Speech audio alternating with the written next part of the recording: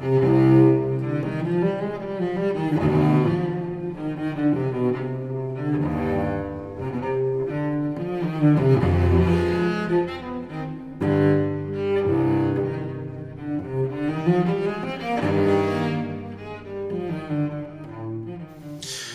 then, the condition of this consciousness is linked with this absolute disruption.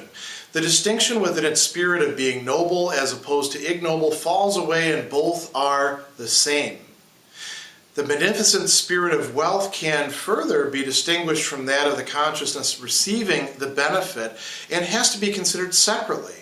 The spirit of wealth was an essenceless being for self, something to be sacrificed for others.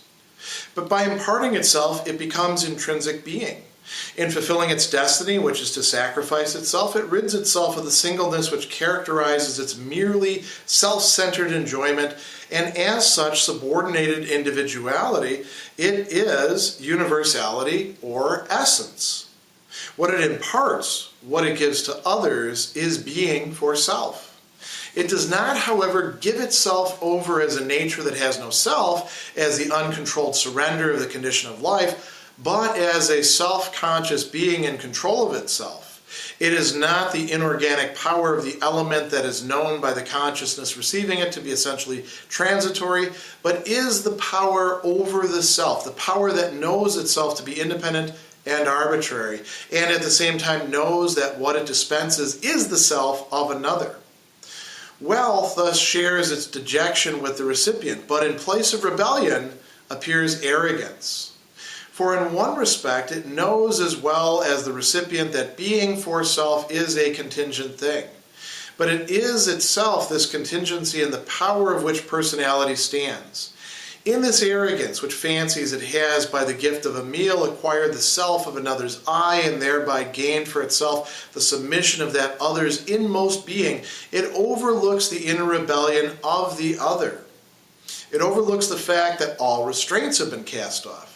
Overlooks this state of sheer disruption in which the self-identity of being for self having become divided against itself, all identity, all existence is disrupted, and in which the sentiment and viewpoint of the benefactor suffer most distortion. It stands on the very edge of this innermost abyss, of this bottomless depth in which all stability and substance have vanished, and in this depth it sees nothing but a common thing, a plaything of its whims, an accident of its caprice.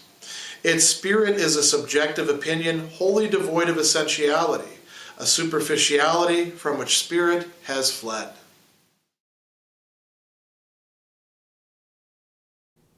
Here in this long paragraph 519, Hegel is now going to do with wealth and the at first noble, now ignoble, or neither noble nor ignoble consciousness, what he did in relation to state power. And so there's a development that's going to be taking place in the paragraphs yet that are to come. And we're actually getting close to the end of this entire stage of the dialectic. We only have a few paragraphs yet to go. So what we've got is the fact that the noble consciousness has been revealed as also ignoble, and we've got wealth placed on the scene as something that's replaced state power as the center of things. So he tells us the condition of this consciousness, the consciousness that was at first the noble consciousness, is linked with this absolute disruption, this sort of tearing itself apart. The distinction within its spirit of being noble as opposed to ignoble falls away. Both are the same. What allows us now to have any sort of determination? It's going to be what Hegel here is calling the beneficent spirit of wealth. And we want to think about what is it that wealth actually does. So far we've been discussing it as if it's a social force. It's sort of an economy where giving and spending is taking place. And Hegel is going to stress to us here that it is wealth. He's brought this up before. Wealth is what gives consciousness its being for self. In this case, its actual existence. And so this is indeed a great benefit that is coming from the benefactor. But now, instead of just treating wealth as kind of this cipher, as this thing that sacrifices itself, he's going to frame it as itself a consciousness on the other side.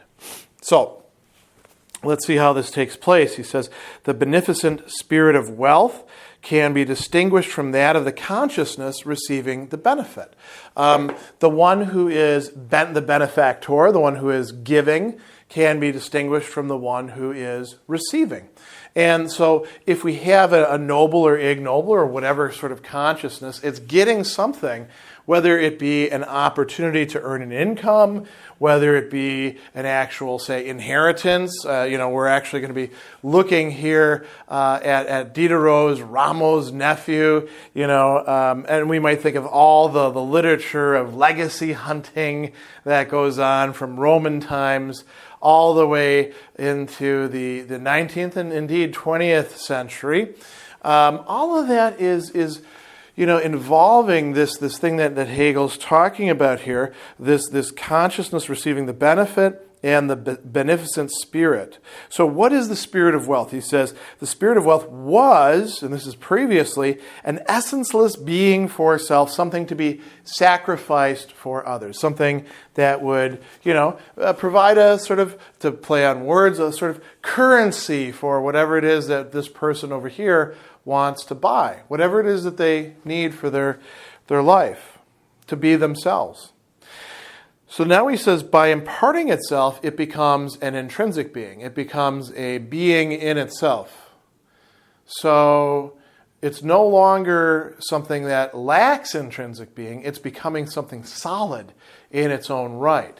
By giving itself, by spending itself, it's becoming something that is. So he goes on and he says, in fulfilling its destiny, which is to sacrifice itself, it rids itself of the singleness which characterizes its merely self-centered enjoyment. And as such, subordinated individuality becomes universality or essence, Wesen. So he says, what it imparts, what it gives to others, is being for self. It allows them to understand who they are. It allows them to decide for themselves, I will build this kind of house.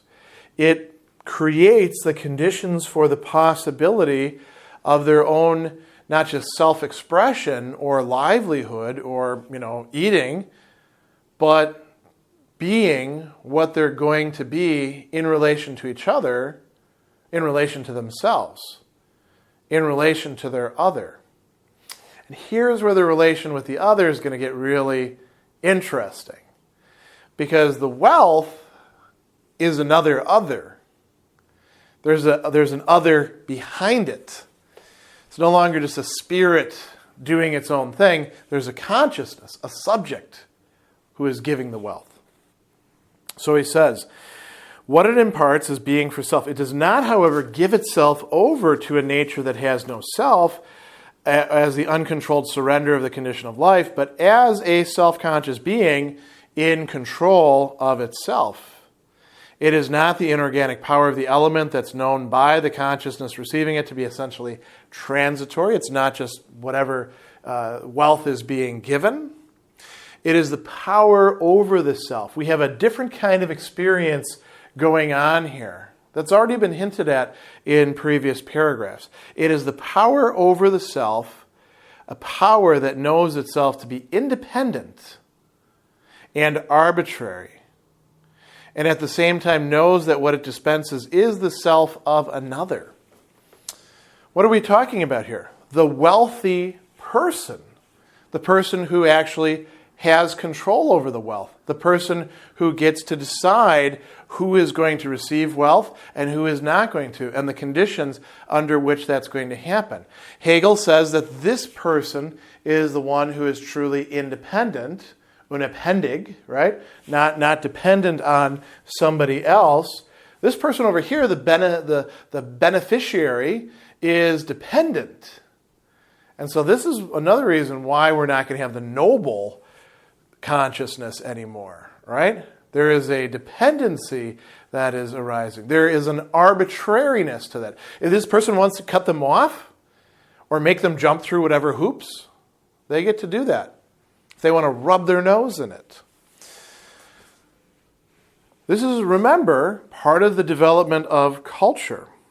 So he says, wealth shares its dejection with the recipient.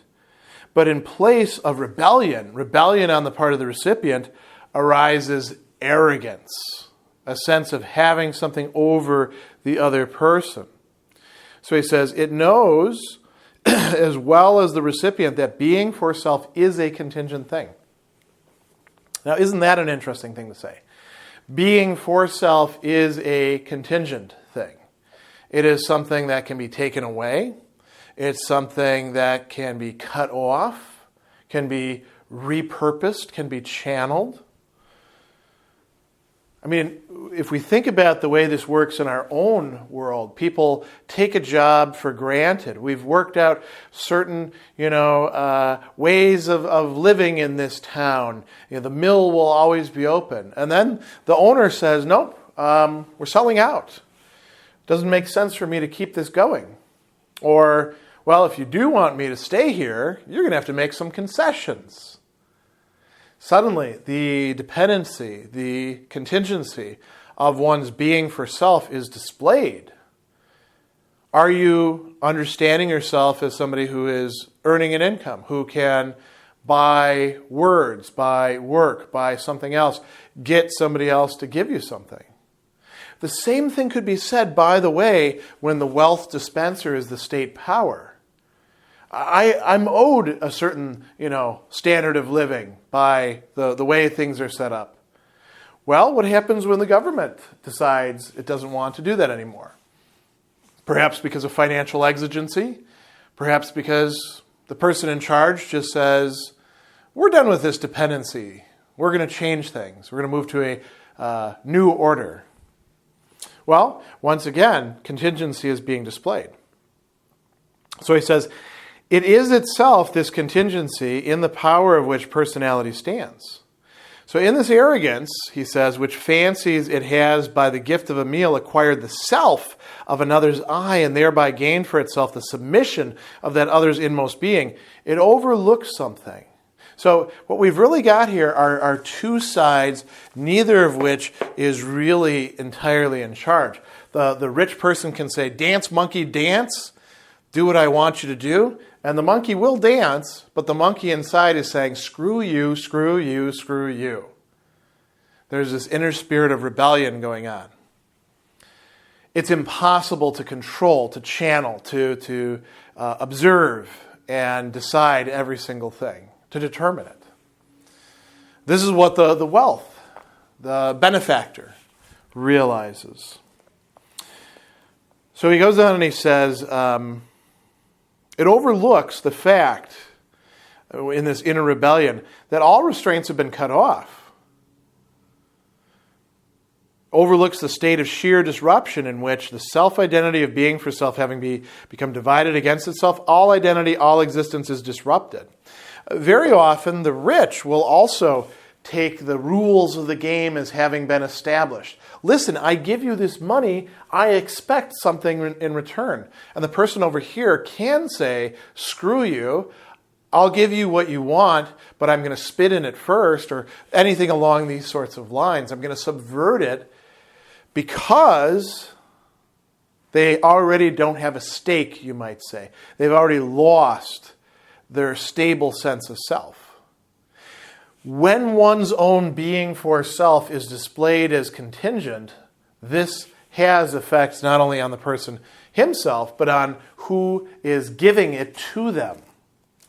So he goes on and he says, it stands on the very edge of this innermost abyss of this bottomless depth in which all stability and substance have vanished, and in this depth sees nothing but a common thing, a plaything of its whims, an accident of its caprice. Its spirit, the spirit of wealth, is a subjective opinion wholly devoid of essentiality, a superficiality from which spirit has fled. So both sides, if they push their own side too much, they lose in the process. This is not a resolution. This is just sort of setting up the stage.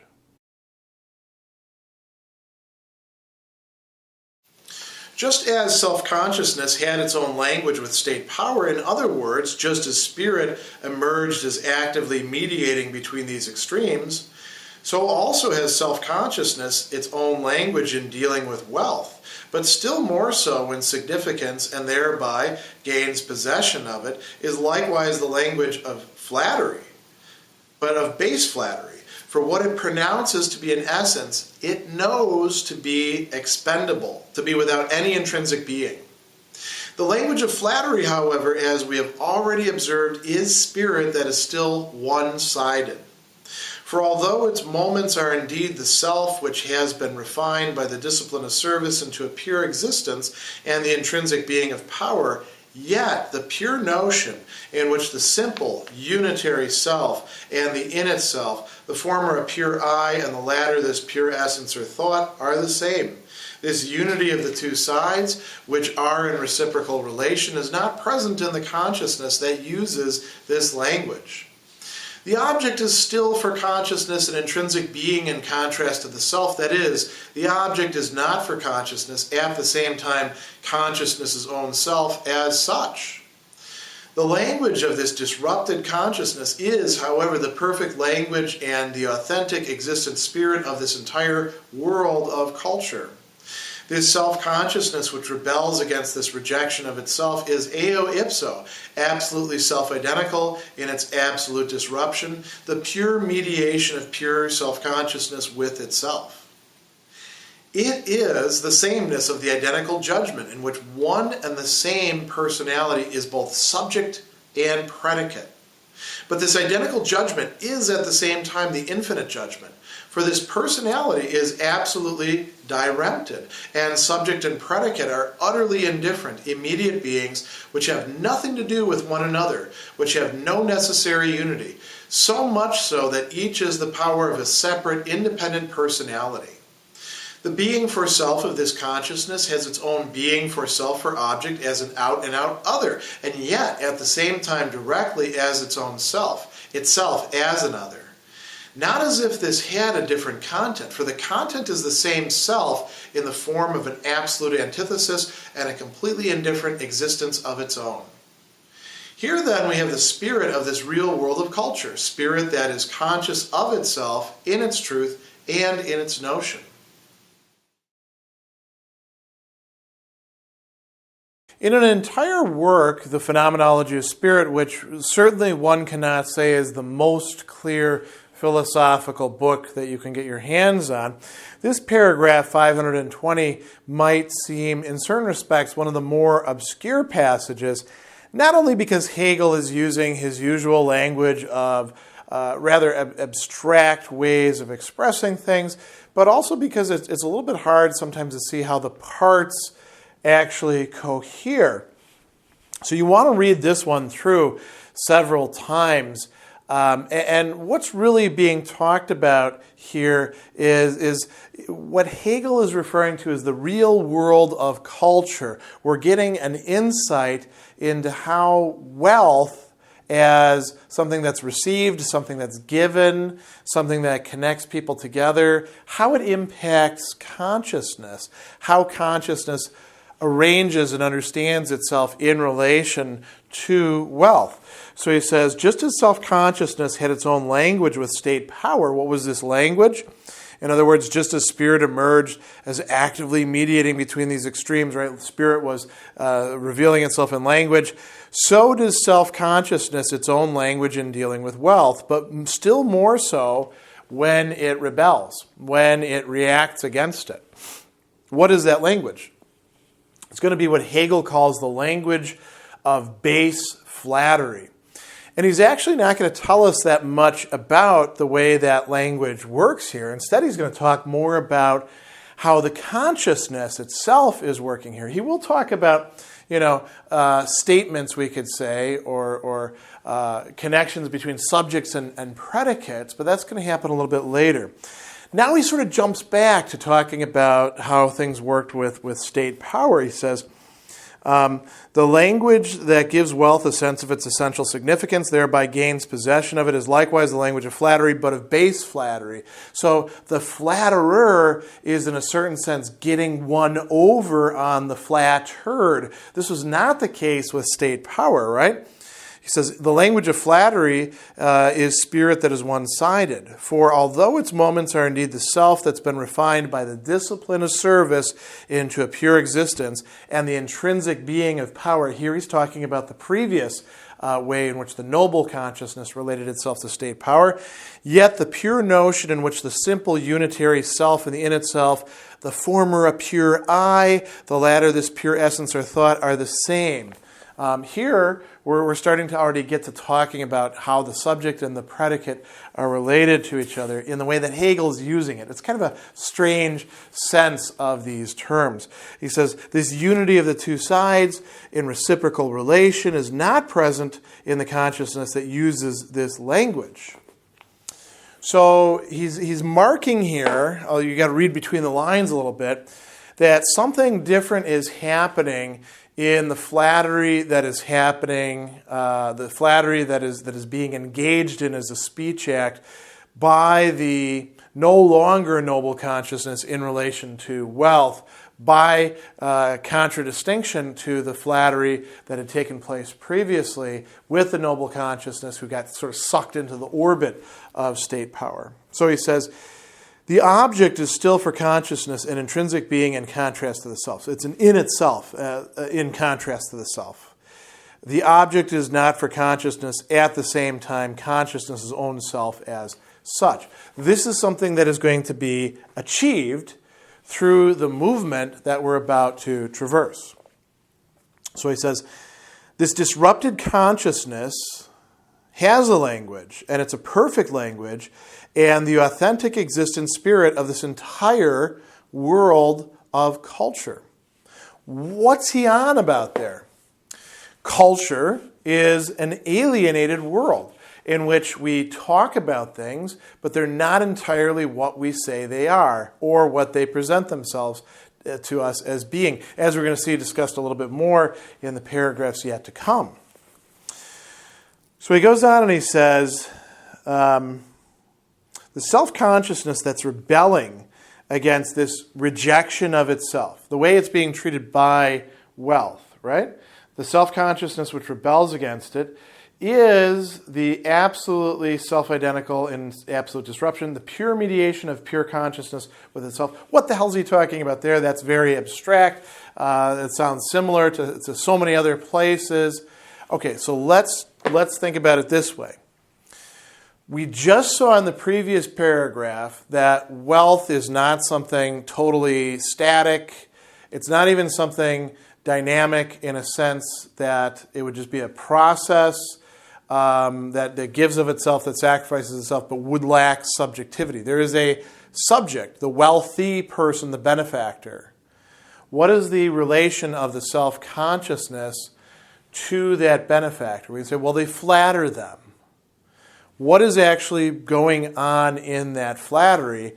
Hegel is unpacking from this all this stuff that's happening beneath the surface, and he's tying this in with the fact that this consciousness, the self-consciousness, the one who's receiving, has sort of lost its sense of who it is. It's received it back by being bought off or being benefacted or whatever we want to say by the person who gives it, but the person who can also take it away and whose own grasp on that wealth might turn out to be rather contingent, right? There's nothing sadder than a wealthy benefactor who is on top of the world and very, as Hegel said in the previous paragraph, arrogant, getting away with like throwing money all around, and suddenly they're destitute.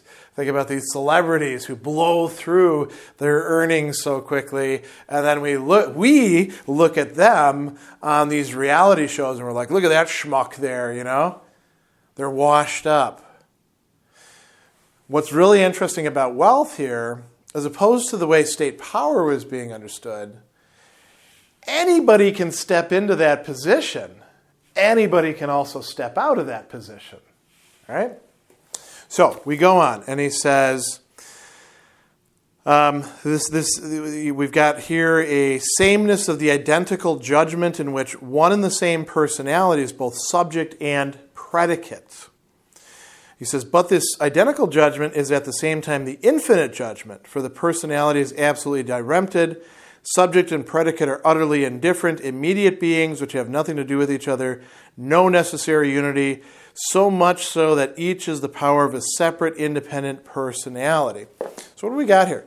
We have to think two thoughts at the same time. We have an identical statement, the subject and the predicate, the same personality, just sort of in two different places. The infinite judgment, in which subject and predicate don't have any relation, or could have any relation we want to give them. It's totally up to them. They are other to each other. Their relations are contingent. Both of these are going on at the same time. This means that the person who occupies the role at this moment of the wealthy benefactor who's getting flattered could be out of that role, and that one could be in this role. Now, this doesn't mean that you are, by praising the wealthy person, thereby simply praising yourself. That guy actually does have the big house on the hill. That guy actually does have the role that he's carrying around and can, make it rain, as they say. But he does it for right now. So Hegel goes on and he says, the being for self of this consciousness has its own being for self for object. Notice this, as an out-and-out other, and yet at the same time, directly as its own self. This means, as he points out, itself as an other. Not as if this had a different content, for the content is the same self in the form. What is your self at this point? In the form of a complete and absolute antithesis and a completely indifferent existence of its own. Hegel says this reveals to us what the real world of culture is. A whole bunch of beings alienated from their own self, unable to get away from themselves, stuck in this dynamic with wealth, not happy about that. Even the people in the dynamic are not getting what they actually need, because in trying to buy out the other people are, under their breath muttering, "Screw you" to them, or spitting in their food, or, sleeping with their spouses, or doing whatever, right? They're subverting things in some way, writing the wrong names in the forms, whatever it is how we want to say. This is what Hegel says culture reveals itself as. So is this all there is to culture? Well, that remains to be seen.